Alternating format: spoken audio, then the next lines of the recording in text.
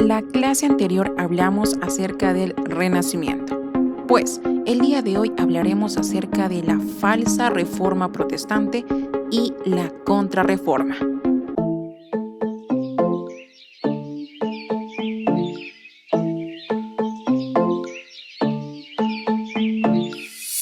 La Iglesia, durante gran parte de la Edad Media, había pasado por graves periodos de crisis.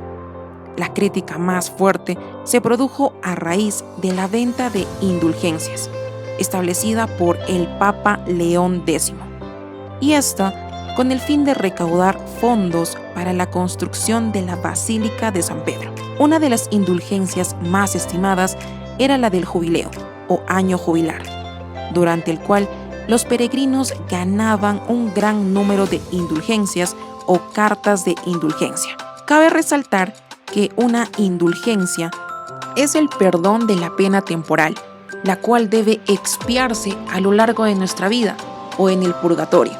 Entonces podemos decir que la indulgencia es emitida solo por el Papa o los que él designa, y esta nos libera de pasar por el purgatorio. La Reforma Protestante. Este periodo comienza con el levantamiento de Lutero en 1517.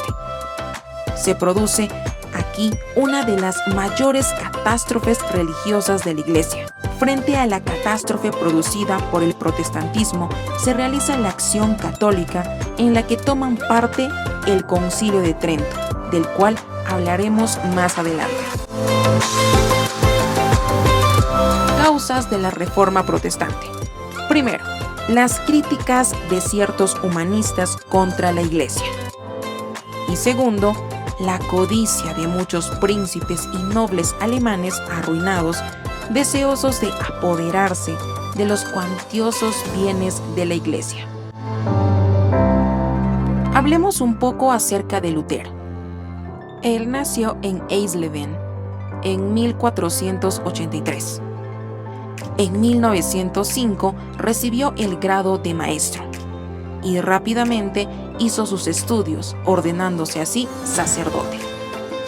Pero durante los años 1515 y 1516, León X publicó una indulgencia con el fin de reunir recursos para la obra San Pedro de Roma.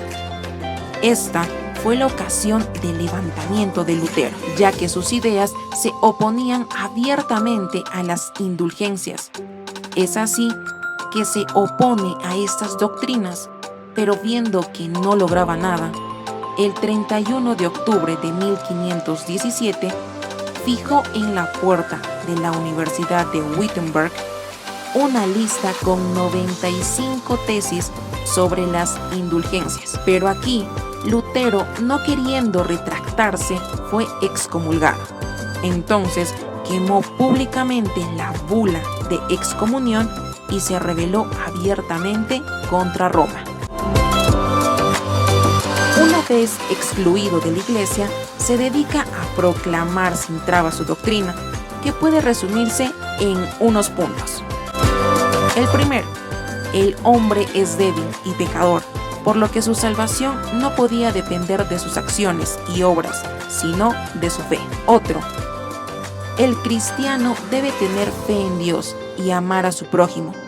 Solo la fe, su salvación, las buenas obras no sirven para alcanzar la salvación. El siguiente, no se conservan más que 3 sacramentos: bautismo, penitencia y Eucaristía. Y finalmente, niega la autoridad del Papa, el purgatorio, el sacerdocio, la jerarquía, el culto, etc.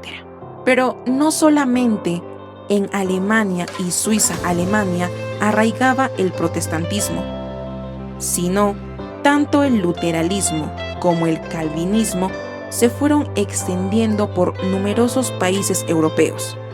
La cristianidad quedaba así rota en su unidad y Europa deshecha políticamente para varios siglos. Todo esto fueron horribles calamidades que afligían a la Iglesia en el siglo XIV. Frente a ellas se produjo la verdadera reforma eclesiástica. Desde hace mucho tiempo, la Iglesia Católica ansiaba una reforma que corrigiese los notables abusos que se habían introducido en ella y que, en parte, motivaron a la falsa reforma protestante que a tantos fieles separó de su redil. Este movimiento de reorganización frente al protestantismo se llamó Contrarreforma. Fueron reformadas algunas órdenes religiosas, como los franciscanos y carmelitas, y fundándose también otras nuevas, como la Compañía de Jesús. Ignacio de Loyola fue su fundador en 1535. Él organizó la nueva orden con espíritu de milicia y con un heroico sentido de obediencia. De este modo, puso al servicio de la Iglesia las tropas más escogidas de la Contrarreforma. Uno de los medios más eficaces para la reconstrucción interna de la Iglesia fue la celebración del Concilio de Trento, que pese a innumerables dificultades, tomó una serie de decisiones disciplinares y doctrinales que sirvieran de base para toda la actividad futura de la Iglesia. Entonces, el Concilio de Trento reafirmó los puntos centrales del dogma católico, los cuales son 6. El primero, la creencia de que para la salvación no solo es necesaria la fe, sino también las buenas obras. La segunda, la autoridad suprema del Papa sobre la Iglesia en el mundo. La tercera, el magisterio de la Iglesia. Solo ésta puede interpretar las Sagradas Escrituras. Cuarto, la vigencia de los 7 sacramentos: bautismo, confirmación, penitencia, Eucaristía, matrimonio, ordenación sacerdotal y unción de los enfermos. Quinta, el culto a la Virgen, los santos, las reliquias y la creencia en el purgatorio. Y finalmente, la sexta, la obligación de todo cristiano de cumplir los ritos y prácticas de la Iglesia. Es así que llegamos al final de este video. Espero les haya gustado. Nos vemos la siguiente clase.